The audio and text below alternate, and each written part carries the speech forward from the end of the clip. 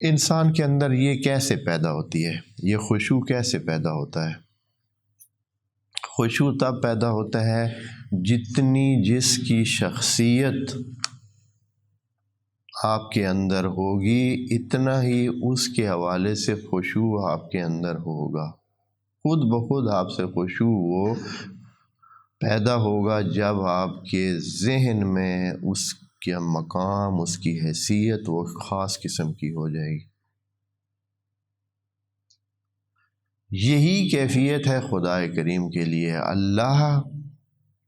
ہر بندے کے اندر ایک خاص قسم کا اللہ ہے، اللہ کا وجود، اللہ کا تصور، اللہ کے بارے میں جو سوچ ہے ہر بندے کی مختلف ہے، اور جو بندہ بھی بندگی کرتا ہے حقیقت میں وہ اپنے اندر والے خدا کی بندگی کرتا ہے۔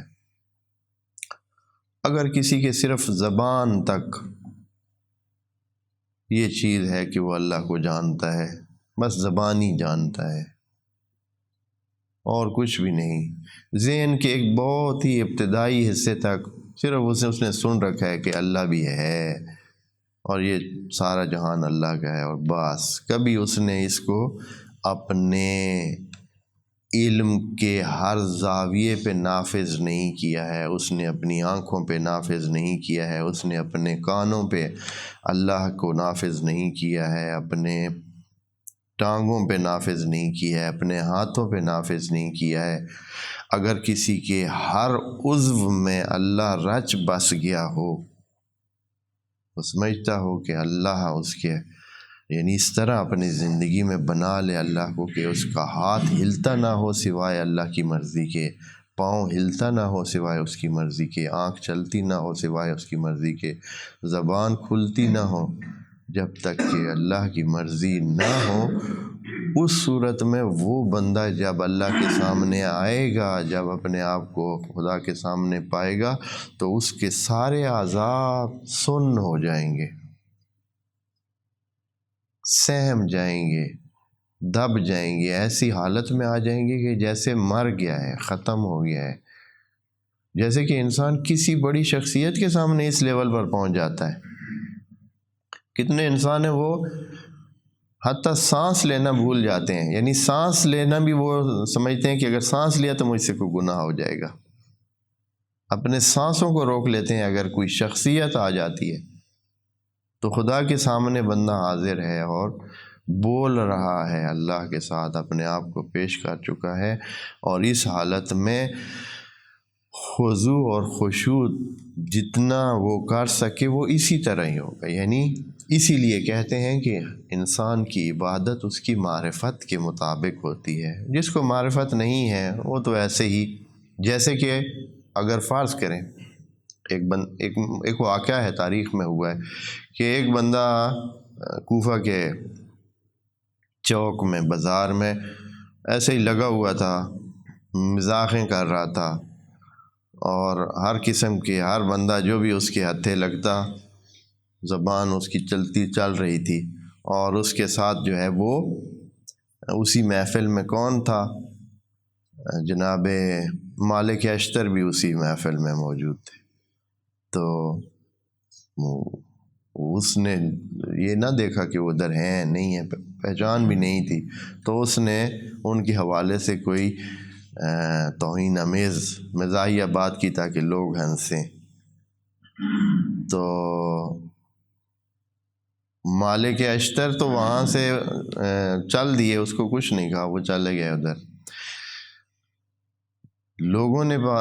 اسے بتایا کہ بھائی پتہ ہے تو نے یہ جو بات کی ہے، اور یہ جو ساتھ بندہ ادھر کھڑا تھے کون تھا؟ تو بتایا گیا کہ یہ مالک اشتر تھا جس کی تو نے بات کی ہے۔ اور مالک اشتر معروف تھا، ایک جنگی اور پہلوان تھے، اور اپنی شجاعت اور دلیرانہ کارروائیوں کے حوالے سے مشہور تھے، تو لوگ ان کے حوالے سے ایک خاص حساب رکھتے تھے اور روب میں تھے، لیکن وہ بندہ پہچانتا نہیں تھا۔ تو ایک دم اس کے رنگ اڑ گیا، اور وہاں ہی وہ اس نے اس محفل کو چھوڑا اور فوراً کیا ہے معافی کی طلبی کے لیے وہ ان کے پیچھے بھاگ لگا۔ تو وہ پہلے روب نہیں تھا، پہلے اس نے کر دیا، لیکن جیسے ہی اس کو معرفت حاصل ہوئی، معرفت حاصل ہونے کے بعد کیا ہوا، سارا سلسلہ ہی تبدیل ہو گیا، اور اس نے اس کو وہ اور طرح اس کے ذہن میں اب آ گئی بات، اور اب وہ اس صورتحال سے دوچار ہو گیا۔ تو یہ جو معرفت ہوتی ہے یہ انسان کی باعث بنتی ہے۔ معرفت سے انسان کے اندر خدا داخل ہوتا ہے، یعنی ہمارے ہر کسی کے اندر اتنا ہی خدا ہے جتنی ہماری معرفت ہے خدا کے بارے میں۔ کوئی چھوٹے خدا کو پرستش کرتا ہے، کوئی بڑے کو، کوئی اپنے سے بھی باہر، کوئی صرف اپنے وجود پر حاوی کرتا ہے، کوئی پوری کائنات پر اس کو حاوی کر کے دیکھتا ہے۔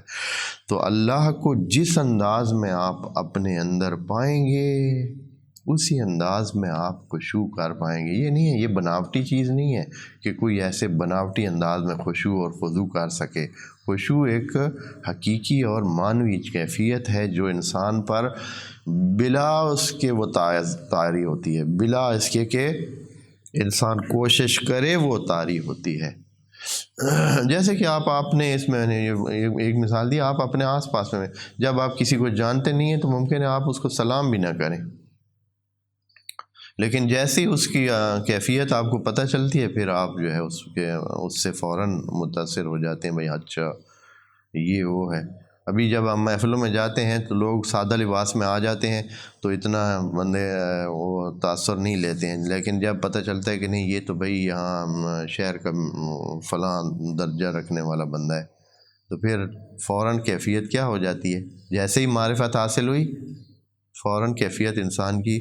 تبدیل ہو جاتی ہے اس کے بارے میں۔ جیسے آپ اپنے فرض کریں کسی نہیں جانتے ہیں تو آپ اس کو پرواہ نہیں کریں گے، بعد میں پتہ چلے گی آپ کے دوست کا بھائی ہے، آپ کے بہت ہی قریبی دوست کا بھائی ہے، یا آپ کے کسی بہت قریبی جاننے والے کا بہت قریبی بندہ ہے، تو پھر آپ کی کیفیت کیا ہو جاتی ہے، تبدیل ہو جاتی ہے۔ اور جب اللہ کے بارے میں معرفت آپ کی بڑھے گی تو خشوع آپ کا بڑھے گا۔ خشوع ایسے نہیں ہو سکتا ہے کہ صرف بس یہ نقلی خشوع کی کوئی اہمیت نہیں ہے۔ نقلی خشوع ایک نقلی چیز ہے، کچھ بھی نہیں ہے کہ بندہ وہ خاشع بن ہی نہیں سکتا ہے، اس لیے کہ اس کے اندر وہ چیز داخل نہیں ہو سکتی ہے۔